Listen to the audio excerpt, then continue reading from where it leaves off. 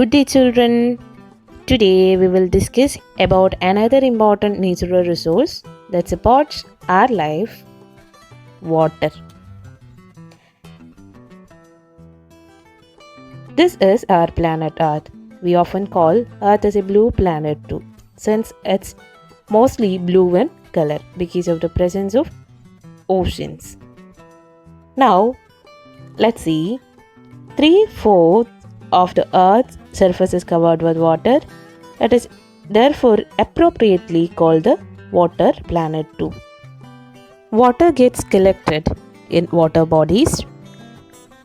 From there, due to the heat of the sunlight, evaporation happens. Reaching higher altitude, it gets condensed to form clouds. On further cooling, water comes back to the earth as precipitation.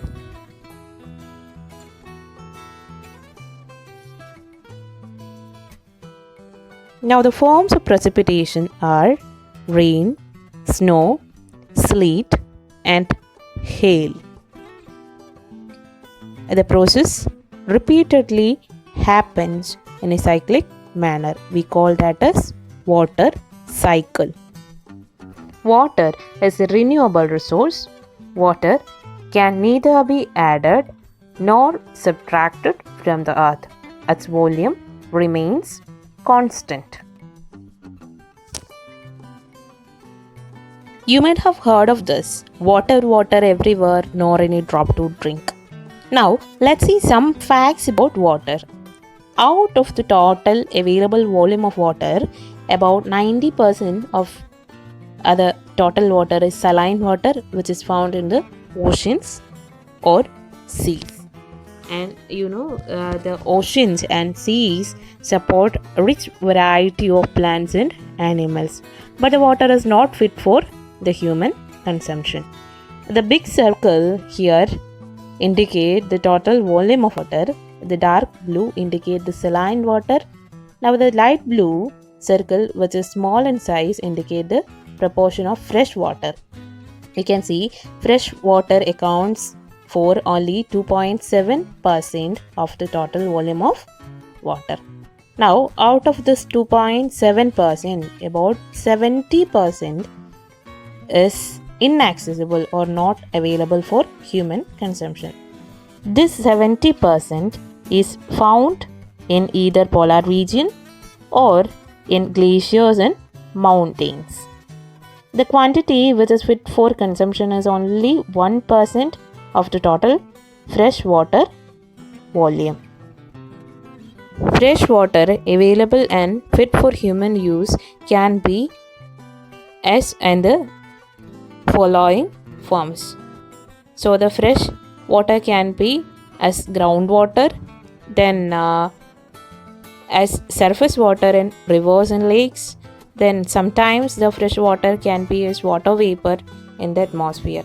Now, the uses of water. Water is used for drinking, for washing, for cooking, for cleaning.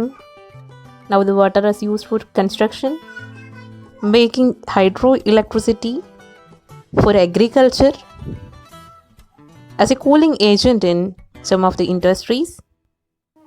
Like this, the water has n number of uses.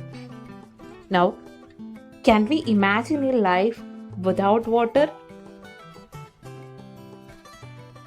No, right? Now, increasing population, rising demands for food and cash crops, increasing urbanization, and rising standards of living have resulted in drying up of water sources and also water pollution or water contamination.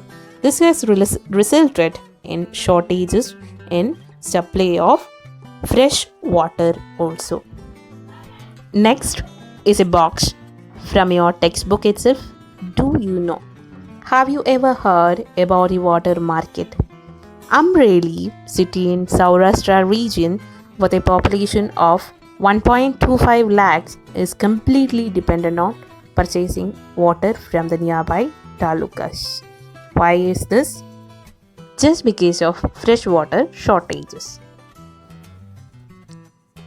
This is a village where the ladies are collecting water on payment. See. There is water shortage in many regions of the world due to variation in rainfall, overexploitation, and contamination or pollution of water sources. So, the contamination of water can be due to the release of untreated or semi-treated sewage, chemicals used in agricultural fields, and industrial effluents or industrial waste. And apart from this, countries located in dry climatic zones are most prone to droughts and face great problems of water scarcity. Now, what is global warming? Gradual increase in the overall temperature of the Earth's surface is termed as global warming, Now, the global warming and high pace of industrialization also led to the shortage of clean water on the earth. Now, this is a picture given in your textbook. You can see Yamuna is getting polluted due to sewage, industrial effluents, and garbage. So, it's about other condition of Yamuna river. Now, how to control water pollution? How these problems can be solved, or how to control water pollution? First one, proper treatment of effluents before draining into water bodies. Other chemical or non-biodegradable effluents must be suitably treated before releasing to the water bodies. Then second one, afforestation. Forest and vegetation will slow the surface runoff and recharge groundwater levels. Then next one is water harvesting. Water harvesting reduces the surface runoff. Then canal system. The canal should be properly lined to minimize water loss through seepage. Then use of sprinklers. Sprinklers checks or controls water loss. Then drip or trickle irrigation. This is a method which can be used in dry regions, and this method can be used to check water loss through evaporation. Okay, hope you got it. Now, no matter how much rich you are, you can live without water.